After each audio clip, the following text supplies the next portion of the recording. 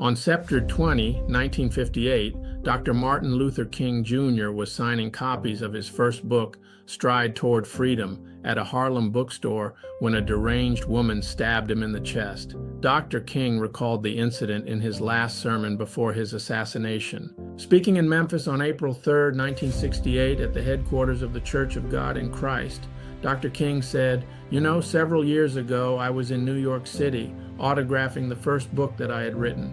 While sitting there, autographing books, a black woman came up. The only question I heard from her was, 'Are you Martin Luther King?' And I was looking down writing and I said, 'Yes.' The next minute I felt something beating on my chest. Before I knew it, I had been stabbed by this demented woman. I was rushed to Harlem Hospital. It was a dark Saturday afternoon. That blade had gone through, and the x-rays revealed that the tip of the blade was on the edge of my aorta, the main artery. And once that's punctured, you drown in your own blood. That's the end of you." It came out in the New York Times the next morning that if I had merely sneezed, I would have died.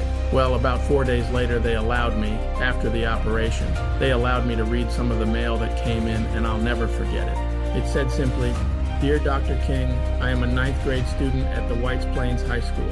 She said, "While it should not matter, I would like to mention that I am a white girl. I read in the paper of your misfortune and of your suffering. And I read that if you had sneezed, you would have died. And I'm simply writing you to say that I'm so happy that you didn't sneeze.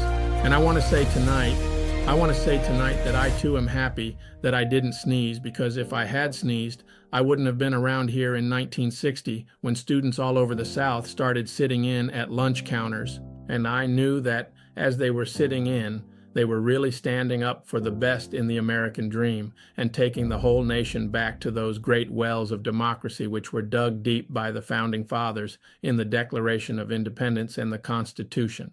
If I had sneezed, I wouldn't have been around here to 1961 when we decided to take a ride for freedom and ended segregation and interstate travel. If I had sneezed, I wouldn't have been around here in 1962 when Negroes in Albany, Georgia, decided to straighten their backs up.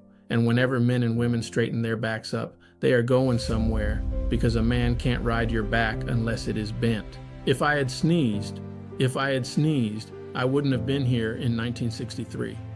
Black people of Birmingham, Alabama aroused the conscience of this nation and brought into being the Civil Rights Bill.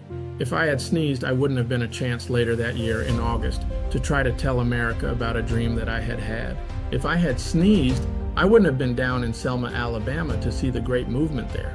If I had sneezed, I wouldn't have been in Memphis to see a community rally around those brothers and sisters who are suffering.